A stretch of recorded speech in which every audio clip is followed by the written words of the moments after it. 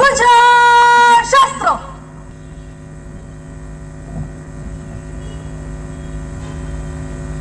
ಕವಾಯತ್ನ ಮೊದಲನೇ ತಂಡ ಕರ್ನಾಟಕ ರಾಜ್ಯ ಮೀಸಲು ಪೊಲೀಸರದು ಶ್ರೀ ಹರ್ಷಗೌಡ ಪಾಟೀಲ್ ಮೀಸಲು ಉಪನಿರೀಕ್ಷಕರು ಗೌರವವನ್ನು ಸಲ್ಲಿಸಿದ್ದಾರೆ. ಶ್ರೀ ವೆಂಕಟೇಶ್ ಹುಲಿ ಮೀಸಲು ಉಪನಿರೀಕ್ಷಕರ ನೇತೃತ್ವದ ದಕ್ಷಿಣ ಕನ್ನಡ ಜಿಲ್ಲಾ ಪೊಲೀಸರ ತಂಡದಿಂದ ಗೌರವ ವಂದನೆ. ಮುಂದಿನ ತಂಡ ಮಂಗಳೂರು ನಗರ ನಾಗರಿಕ ಪೊಲೀಸರದು ಶ್ರೀ ವಿನಾಯಕ ಭಾವಿಕಟ್ಟಿ ಕಂಕನಾಡಿ ನಗರ ಪೊಲೀಸ್ ಠಾಣೆ ಉಪನಿರೀಕ್ಷಕರು ಗೌರವವನ್ನು ಸಲ್ಲಿಸುತ್ತಿದ್ದಾರೆ. ಇದೀಗ ಕೆಎಸ್ಆರ್ಪಿ, ಸಿಎಆರ್, ಡಿಎಆರ್ 3 ವಿಭಾಗದ ವಾದ್ಯ ವೃಂದಗಳ ಪರವಾಗಿ ಬ್ಯಾಂಡ್ ಮಾಸ್ಟರ್ ಶ್ರೀ ಪ್ರಕಾಶ್, ಸಹಾಯಕ ಮೀಸಲು ಉಪನಿರೀಕ್ಷಕರು ಕೆಎಸ್ಆರ್ಪಿ ಅತಿಥಿಗಳಿಗೆ ಗೌರವ ಸಲ್ಲಿಸಿದ್ದಾರೆ. ಮುಂದಿನ ತಂಡ ಮಂಗಳೂರು ನಗರ ಸಂಚಾರಿ ಪೊಲೀಸರದು ಶ್ರೀ ವಿನಾಯಕ ತೋರಗಲ್ ಪೊಲೀಸ್ ಉಪನಿರೀಕ್ಷಕರು ಬರ್ಕೆ ಠಾಣೆ ಪ್ರಾಥಮಿಕ ಮತ್ತು ಪ್ರೌಢಶಾಲೆಯ ಭಾರತ ಸೇವಾದಳ ತಂಡ. 80ನೇ ವರ್ಷದ ಸ್ವತಂತ್ರ ದಿನಾಚರಣೆಯ ಈ ಒಂದು ಪಾವಿತ್ರ್ಯತೆಯ ದಿನದಲ್ಲಿ ನಮ್ಮ ಜೊತೆ ಉಪಸ್ಥಿತರಿರುವಂತಹ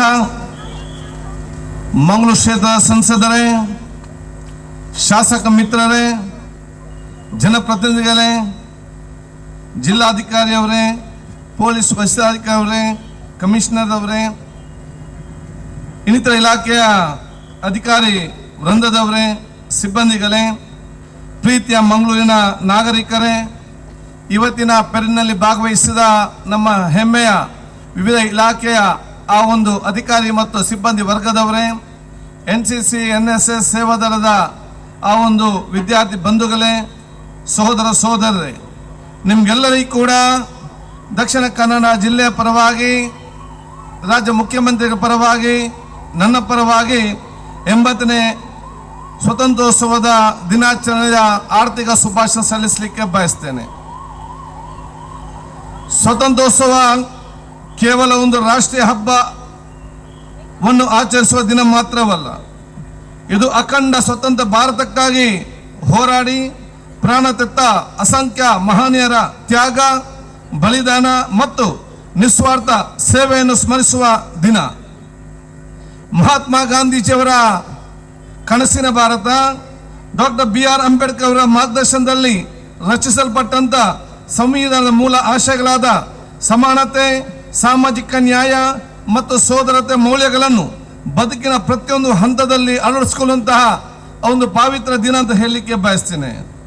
ನಾವೆಲ್ಲ ಭಾರತೀಯರು, ನಾವೆಲ್ಲರ ಒಂದು ಎಂದು ಎದೆ ತಟ್ಟಿ ಹೇಳುವ ಮತ್ತು ನಮ್ಮ ಸಾಮಾಜಿಕ ಜವಾಬ್ದಾರಿ ಅರ್ಥಕೊಂಡು ಪ್ರೀತಿ ವಿಶ್ವಾಸ ಮುಖಾಂತರ ವಿಶ್ವಾಸ ತುಂಬಿದ ಸಾಮರಸ್ಯ ಸಮಾಜ ಕಟ್ಟುವಂತಹ ಸಂಕಲ್ಪ ಮಾಡುವ ದಿನದಾಗಿದೆ. ನಮ್ಮ ದೇಶದ ನಮಗೇನು ನೀಡಿದೆ ಎಂಬ ಪ್ರಶ್ನೆಯನ್ನು ಬದಿಗಿರಿಸಿ ನಾವು ನಮ್ಮ ದೇಶಕ್ಕೆ ಏನನ್ನು ಮಾಡಿದ್ದೇವೆ ಎಂಬ ಪ್ರಶ್ನೆಯನ್ನು ನಮ್ಮೊಳಗೆ ಕೇಳಿಕೊಳ್ಳುವಂತಹ ಮತ್ತು ಆತ್ಮಲೋಕನ ಮಾಡಿಕೊಳ್ಳುವ ದಿನ ಅಂತ ಹೇಳಲಿಕ್ಕೆ ಬಯಸ್ತೇನೆ. ನಾವಿಲ್ಲಿ ಇಂದು ಇಷ್ಟು ಸಂತೋಷದಿಂದ ಯಾವುದೇ ಭಯವಿಲ್ಲದೆ ಸ್ವತಂತ್ರೋತ್ಸವವನ್ನು ಆಚರಿಸುತ್ತಿದ್ದಾರೆಂದರೆ ಅದಕ್ಕೆ ಕಾರಣ ನಮ್ಮ ದೇಶದ ಹಿರಿಯ ಸ್ವತಂತ್ರ ಹೋರಾಟಗಾರರು ಮಹಾತ್ಮ ಗಾಂಧೀಜಿಯವರ ನೇತೃತ್ವದಲ್ಲಿ ಈ ದೇಶಕ್ಕೆ ತನ್ನ ಪ್ರಾಣವನ್ನು ಆಸ್ತಿಯನ್ನು ತ್ಯಾಗ ಮಾಡಿದಂತಹ ಎಲ್ಲ ಆ ಸ್ವತಂತ್ರ ಹೋರಾಟವನ್ನು ನೆನಪಿಸಿಕೊಂಡು ಗಡಿಯ ಎಚ್ಚರದಿಂದ ಕಾಯುತ್ತಿರುವ ಸೈನಿಕರು, ಆದ್ದರಿಂದ ದೇಶದ ಸೈನಿಕರು ದೇಶಕ್ಕಾಗಿ ಅಭಿವೃದ್ಧಿಯಾಗಿ ಹಗಲು ದುಡಿಯುತ್ತಿರುವಂಥ ಪ್ರತಿಯೊಬ್ಬ ನಾಗರಿಕನು ಕೃತಜ್ಞತೆಗೆ ಸಲ್ಲಿಸುವ ದಿನ ಎಂದು ಹೇಳಲು ಇಚ್ಛಿಸುತ್ತೇನೆ. ಸ್ವತಂತ್ರಕ್ಕೆ ಹೋರಾಟ ನಮ್ಮ ಹಿರಿಯರು ನಮಗೆ ಕೇವಲ ಸ್ವತಂತ್ರ ಭಾರತವನ್ನು ನೀಡಲಿಲ್ಲ, ಅವರು ನಮಗೊಂದು ಕನಸಿನ ದೇಶವನ್ನು ಇವತ್ತು ನೀಡಿದರು. ಮಧ್ಯರಾತ್ರಿಯಲ್ಲಿ ನಿರ್ಭಯವಾಗಿ ನಡೆದಾಡುಕೊಂಡು ಹೋಗುವ ಬಲಿಷ್ಠ ಭಾರತ ನಿರ್ಮಾಣ, ಸಮಾಜದ ಕಟ್ಟಕಡ ವ್ಯಕ್ತಿಗೂ ನ್ಯಾಯ, ಸಮಾನ ಅವಕಾಶ ಮತ್ತು ಸ್ವಾಭಿಮಾನ ಬದುಕುವ ಹಕ್ಕನ್ನು ದೊರಕಿಸಿಕೊಡುವಂಥ ಜವಾಬ್ದಾರ ಸಮಾಜ ನಿರ್ಮಾಣದ ಕನಸೇ ಅದು ಸ್ವತಂತ್ರದ ಒಂದು ಮುಖ್ಯ ಕನಸಾಗಿತ್ತು. ಭಿನ್ನಾಭಿಪ್ರಾಯಗಳನ್ನು ಬದಿಗಿರಿಸಿ ವೈವಿಧ್ಯತೆಯಲ್ಲಿ ಗೌರವಿಸಿ ಪ್ರೀತಿ ವಿಶ್ವಾಸ ಬದುಕುವ ಸೋದರ ಸಮಾಜ ನಿರ್ಮಾಣ ಮಾಡಿದ ಕನಸನ್ನು ನಾವೆಲ್ಲರೂ ಕೂಡ ಇವತ್ತು ಒಟ್ಟುಗೂಡಿ ನನಸು ಮಾಡುವಂತಹ ಕಾಲಘಟ್ಟದ ದಿನ ಅಂತ ಹೇಳಲಿಕ್ಕೆ ನಾನು ಇವತ್ತು ಬಯಸ್ತೇನೆ. ಬಹುಶಃ ಇವತ್ತು ಭಾರತದ ವಿಶ್ವದ ಸಂಸ್ಕೃತಿಯಲ್ಲಿ ನೋಡ್ಬೇಕಂತ ಹೇಳಿದರೆ ಅದು ನಾವು ಭಾರತ ದೇಶವನ್ನು ನೋಡ್ಬೇಕಂತ, ಭಾರತ ದೇಶದ ಸಂಸ್ಕೃತಿ ಸಾರೆಯಲ್ಲಿ ನೋಡ್ಬೇಕಂತ ಹೇಳಿದರೆ ಅದು ಕರ್ನಾಟಕವನ್ನು ನೋಡ್ಬೇಕಂತೆ, ಕರ್ನಾಟಕ ಸಂಸ್ಕೃತಿ ಸಾರ ಎಲ್ಲಿ ನೋಡ್ಬೇಕಂತಲೇ ಅದು ಬಹುಶಃ ಕರಾವಳಿ ಜಿಲ್ಲೆಯ ದಕ್ಷಿಣ ಕನ್ನಡ ಜಿಲ್ಲೆಯಲ್ಲಿ ಇವತ್ತು ನೋಡ್ಬೇಕಂತೆ. ಇವತ್ತು ಕರಾವಳಿ ಜಿಲ್ಲೆಯ ಆ ಸಂಸ್ಕೃತಿಯ ವೈಭವ ಎಲ್ಲಿ ಕಾಣ್ತಂತ ಹೇಳಿದರೆ ಅದು ಮಂಗಳೂರಿನ ನೆಹರು ಮೈದಾನದಲ್ಲಿ ಇವತ್ತು ನಮ್ಮ ಮುಂದೆ ಕಾಣಲಿಕ್ಕೆ ಸಿಕ್ತ ಅಂತ ಹೇಳಲಿಕ್ಕೆ ನಾನು ಇವತ್ತು ಬಯಸ್ತೇನೆ. ಇದನ್ನು ಉಳಿಸಿಕೊಂಡು ಬೆಳೆಸಿಕೊಂಡು ಹೋಗುವ ಜವಾಬ್ದಾರಿ ಈ ಸಮಾಜ ಮತ್ತು ಈ ದೇಶದ ಅದು ಪ್ರತಿಯೊಬ್ಬರು ಕೂಡ ಜವಾಬ್ದಾರಿ ಅಂತ ನಾನು ಹೇಳಲಿಕ್ಕೆ ನಾನು ಇವತ್ತು ಬಯಸ್ತೇನೆ. ನಾವು ಬೇರೆ ಬೇರೆ ಧರ್ಮಗಳು, ಬೇರೆ ಬೇರೆ ಭಾಷೆಗಳು, ಸಂಸ್ಕೃತಿಗಳು ಮತ್ತು ವೈವಿಧ್ಯ ಜೀವನದ ಪದ್ಧತಿಗಳನ್ನು ಜನರ ಪ್ರೀತಿ, ವಿಶ್ವಾಸ, ಗೌರವ, ಸಹಬಾಳ್ವೆಯಿಂದ ಬದುಕುತ್ತಿದ್ದಾರೆ. ನಮ್ಮ ನಂಬಿಕೆಗಳು ಬೇರೆ ಬೇರೆ ಇರಬಹುದು, ನಮ್ಮ ಭಾಷೆಗಳು ಬೇರೆ ಬೇರೆ ಇರಬಹುದು, ನಮ್ಮ ರಾಜ್ಯಕ್ಕೆ ಅಭಿಪ್ರಾಯಗಳು ಬೇರೆ ಬೇರೆ ಇರಬಹುದು. ಆದರೆ ಈ ಭವ್ಯ ಭಾರತದ ರಾಷ್ಟ್ರಧ್ವಜದ ಕೆಳಗೆ, ನಮ್ಮ ಪ್ರಜಾಪ್ರಭುತ್ವದ ವ್ಯವಸ್ಥೆಗಳಿಗೆ ನಾವೆಲ್ಲರೂ ಕೂಡ ಒಂದೇ. ನಮ್ಮೆಲ್ಲರ ಭಿನ್ನತೆಗಳು ಮೀರಿಸುವ, ನಮ್ಮೆಲ್ಲರೂ ಒಂದಾಗಿ ಬೆಸೆಯುವ ಮೊದಲ ಮತ್ತು ಹೆಮ್ಮೆಯ ಗುರುತು ಭಾರತೀಯತೆ. ಇದು ನಮ್ಮ ಪ್ರಬಲ ಶಕ್ತಿ ಅಂತ ಹೇಳಲಿಕ್ಕೆ ನಾನು ಬಯಸ್ತೇನೆ. ನಮ್ಮ ಸಂವಿಧಾನ ನಮಗೆ ಘನತೆ, ಗೌರವದಿಂದ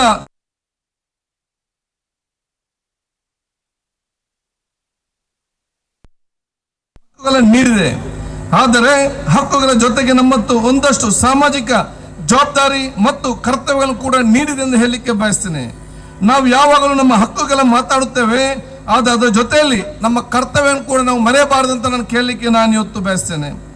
ನಮ್ಮ ಅಭಿವ್ಯಕ್ತ ಸ್ವಾತಂತ್ರ್ಯದ ಹಕ್ಕು ನಮ್ಮ ಅಭಿಪ್ರಾಯವನ್ನು ವ್ಯಕ್ತಪಡಿಸಲು, ಯಥಾಸ್ಥಿತಿ ಪ್ರಶ್ನಿಸಲು ಮತ್ತು ನಂಬಿಕೆಯನ್ನು ದೃಢವಾಗಿ ಪ್ರತಿಪಾದಿಸಲು ಅವಕಾಶ ಕೊಟ್ಟಿದೆ.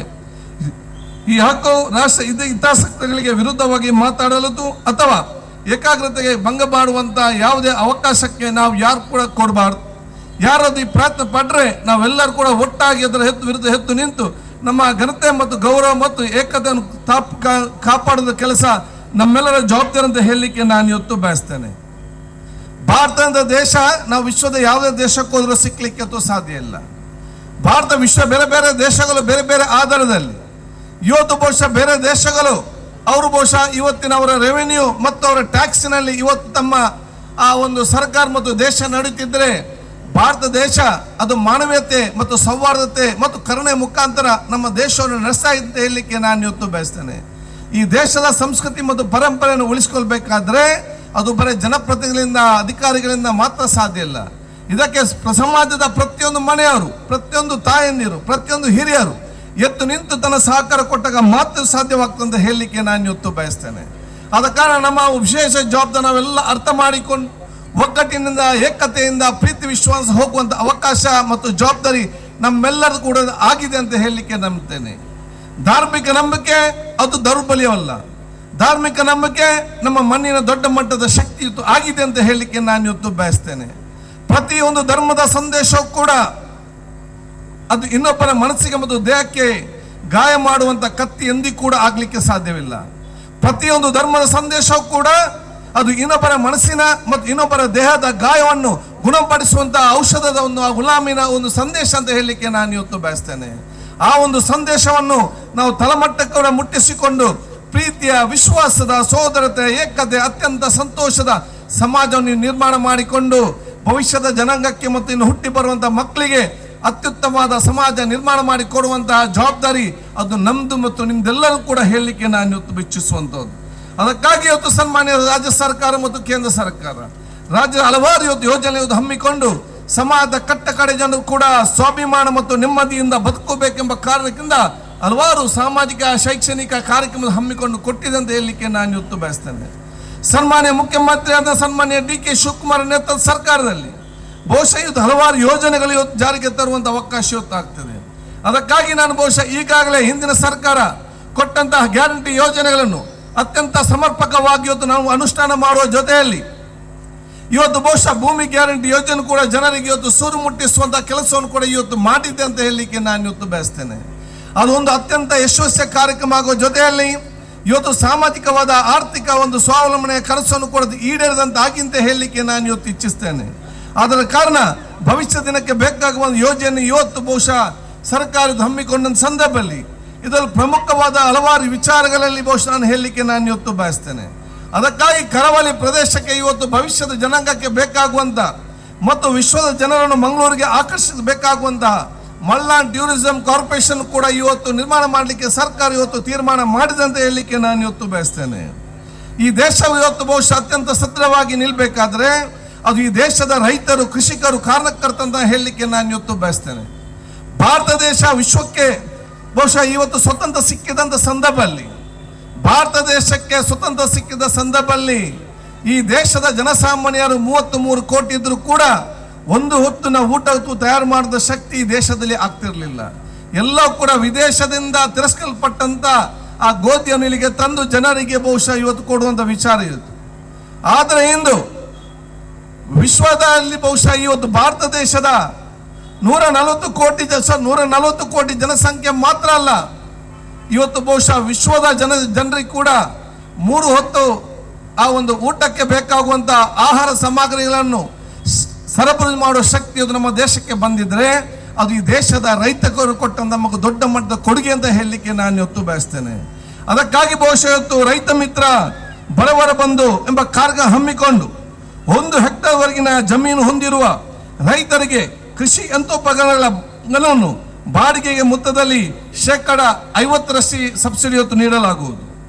ಇವತ್ತು ಬಹುಶಃ ಗ್ರಾಮ ಅನುಭವ ವಿದ್ಯಾರ್ಥಿಗಳಿಗೆ ಕೃಷಿ, ತೋಟಗಾರಿಕೆ, ಪಶು ಸಂಗೋಪನೆ, ಕಲೆ ಮತ್ತು ಸಂಸ್ಕೃತಿ ಸೇರಿದಂತೆ ಗ್ರಾಮೀಣ ಬದುಕಿನ ಅನುಭವಕ್ಕಾಗಿ ನಾವು ಬಹುಶಃ ಗ್ರಾಮ ವಾಸ್ತವ್ಯವನ್ನು ಮಕ್ಕಳಿಗೆ ಕೊಡುವಂತಹ ಒಂದು ಮತ್ತು ಅದರ ಆ ಟ್ರೈನಿಂಗ್ ಕೊಡುವ ವ್ಯವಸ್ಥೆ ಕೂಡ ಗ್ರಾಮ ಅನುಭವ ಎಂಬ ಕಾರ್ಯಕ್ರಮ ಯೋಜನೆಯಲ್ಲಿ ಇವತ್ತು ಸರ್ಕಾರ ಮುಂದಿನ ಹಮ್ಮಿಕೊಳ್ಳಬಹುದು.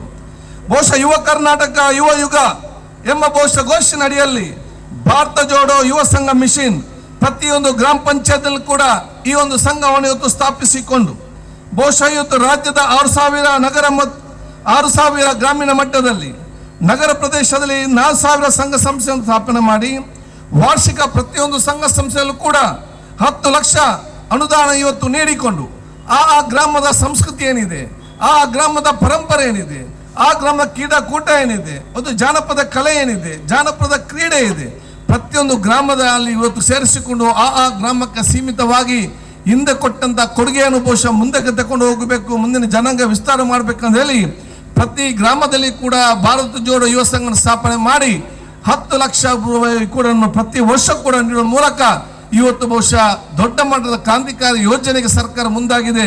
ಅದಕ್ಕಾಗಿ ಈಗಲೇ ಸರ್ಕಾರ 1,000 ಕೋಟಿ ರೂಪಾಯಿ ಮೊತ್ತವನ್ನು ಬಹುಶಃ ಇವತ್ತು ಅದಕ್ಕೆ ಬಿಡುಗಡೆ ಮಾಡಿದೆ ಅಂತ ಹೇಳಲಿಕ್ಕೆ ನಾನು ಇವತ್ತು ಬಯಸ್ತೇನೆ. ಯುವ ಉದ್ಯೋಗ ಸೇತು ಹಾಗೂ ಖಾಸಗಿ ಉದ್ಯೋಗ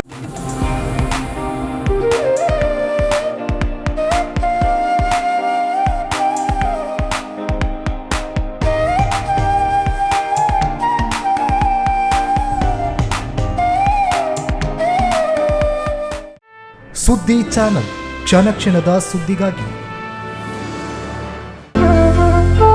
ಅತ್ತೆ, ಇದು ನನ್ನ ಬರ್ಡೇ ಗಿಫ್ಟ್. ಇದೆಲ್ಲ ಜೀವನದಲ್ಲಿ ನನಗೋಸ್ಕರ ತಗೊಂಡ್ಬಂದಿದ್ದಾರೆ. ನಿನ್ ಮೇಲೆ ತುಂಬಾ ಚೆನ್ನಾಗಿ ಕಾಣುತ್ತೆ. ಇದು ತುಂಬಾ ಚೆನ್ನಾಗಿದೆ ಅಲ್ವಾ?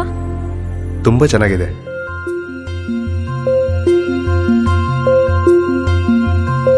It will look really good on you. Amma? Huh? Mother is always son's first love.